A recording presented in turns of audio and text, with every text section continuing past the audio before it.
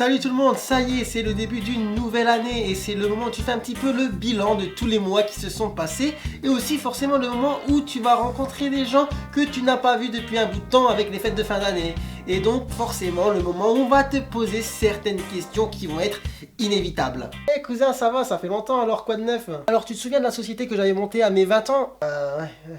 Aujourd'hui, elle est très florissante, ça m'a permis d'acheter une petite villa dans un quartier résidentiel avec ma femme.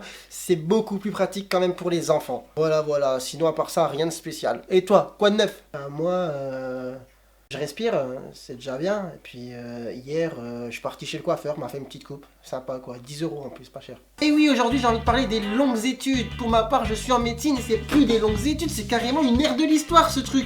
Entre le moment où tu commences et le moment où tu finis, il peut carrément se passer des bouleversements majeurs au niveau de l'ordre mondial. Pour exemple, la Seconde Guerre mondiale, elle a duré 6 ans. Moi, mon bac, je l'ai eu en 2010. Donc forcément, il y a certains moments, je trouve un petit peu le temps un peu long. Et du coup, il y a toujours cette petite phrase que tu entends dans ton entourage qui revient souvent un petit peu pour te remonter le moral. T'inquiète pas, une fois que ce sera terminé, tu vas vite te rattraper. Bon, ça, c'est pas forcément vrai, hein. Et les gens, vous avez entendu hier les 3 étudiants qui sont rentrés de soirée, qui sont morts dans un accident de voiture. Ils étaient diplômés l'année prochaine en plus.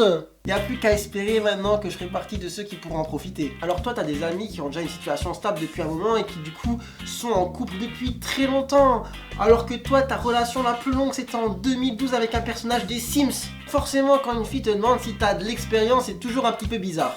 Ouais, moi aussi, je sors d'une relation très compliquée. J'étais marié, mais bon, ça n'a pas fonctionné, quoi. Je veux dire, elle n'était pas compatible avec la PS4, du coup, bon, j'ai dû mettre fin à notre relation, quoi, inévitablement. Et puis pour rencontrer quelqu'un, c'est la misère. Les 2 seuls endroits que tu fréquentes le plus, c'est la bibliothèque ou ta chambre. Du coup, ce que tu fais, c'est t'essayes de tester un petit peu les sites de rencontres, Tinder, etc. Là, tu vois que t'es pas le seul. À chaque fois que tu regardes la description des gens, il y a écrit soit étudiant en médecine, étudiant en droit, étudiant en psycho, étudiant en je sais pas quoi. C'est tous des galériens comme toi. La seule chose qu'ils savent dire pour se décrire, c'est dire qu'ils sont étudiants. Je sais pas, moi, dites-moi que vous aimez le chocolat, la pizza. Non, je suis étudiant. En gros, traduit, je suis galérien. Et pour peu que t'aies la chance d'avoir déjà quelqu'un, s'il ne fait pas les mêmes études que toi, bah t'as de fortes chances de pas le garder. Bon, écoute, ce soir tu choisis. C'est soit moi, soit tes livres. L'écoutez pas.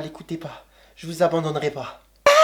Puis vient la question de l'argent. Oh là, cette misère. Quand un bac+6, t'as toujours pas de revenus, t'es bien contente de te dire que t'as arrêté de grandir et de pouvoir continuer à mettre les mêmes jeans que quand t'étais au lycée. Puis toi, tu vois, t'as des amis qui partent en vacances 3 semaines au Vietnam, alors que toi, tu peux juste te payer un camping à Roubaix. Et puis, qui dit pas d'argent, dit pas d'appart. Alors pour peu que tu sois pas très doué, que tu redoubles quelques années, bah tu finis Tanguy à 30 ans chez tes parents. Mais bon, heureusement qu'en étant étudiant, on a certains avantages financiers quand même. J'ai pu renouveler ma carte d'étudiant qui me permet d'avoir certains avantages culinaires en fait dans certains restaurants assez gastronomiques d'origine américaine. T'as un burger gratuit au McDo. Ouais, on peut dire ça comme ça, ouais. Et pour finir, j'en parle parce que c'est d'actualité. Pendant des années, tu tapes des examens juste après les fêtes de Noël. Du coup, tes vacances, entre guillemets, au lieu de les passer à te prélasser dans ta graisse onctueuse, eh ben non, tu les passes à préparer des examens que tu vas rater. Et voilà, et du coup, je voulais finir en disant bon courage à tous ceux qui font des longues études ou qui s'apprêtent à en faire. Bon courage à tous ceux qui sont en train de préparer leur futur partiel pendant les vacances de Noël. Et si vous avez aimé cette vidéo, n'hésitez pas à la liker, la commenter, la partager et n'hésitez pas à vous abonner. Sur ce, moi je vous dis à bientôt.